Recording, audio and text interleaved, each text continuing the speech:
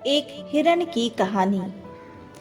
आज की यह कहानी हमारी जिंदगी से जुड़ी हुई है और हमारी जिंदगी को बदलने की हिम्मत रखती है, इसलिए कहानी को थोड़ा ध्यान से सुनिएगा। एक बार एक हिरण जंगल में पानी की तलाश में इधर से उधर भटक रही थी।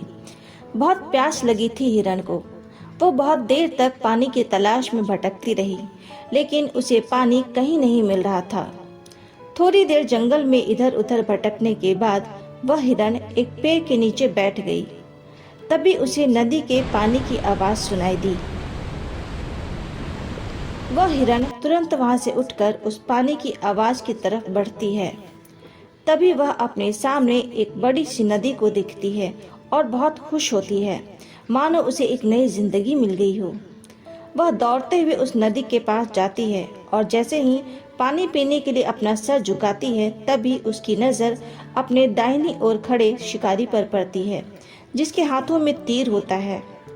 वह हिरण की तरफ निशाना ताने खड़ा होता है।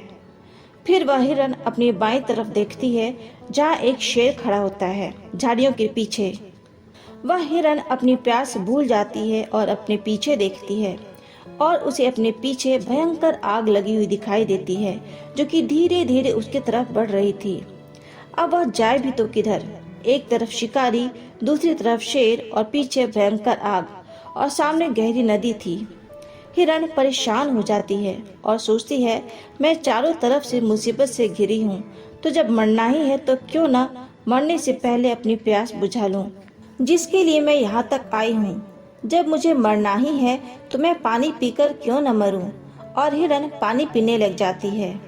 लेकिन थोड़ी देर में जब हिरण पानी पी रही होती है तो आसमान में काले बादल छा जाते हैं और बारिश होने लगती है। बारिश के कारण पीछे जो भयंकर आग लगी होती है वह बुझ जाती है और पानी के कारण शिकारी का शिकार भी चूक जाता है और उसका तीर जाकर शेर को लग जाता है। शेर की नजर शिकारी पर पड़ती है और वह शिकारी के पीछे लग जाता है। जब हिरण पानी पी के अपना सर ऊपर करती है तो उसे अपने दाहिनी तरफ शिकारी नजर नहीं आता है और बाईं तरफ शेर भी नजर नहीं आता है। और जब पीछे मुड़कर देखती है तो आग भी बुझ चुकी होती है।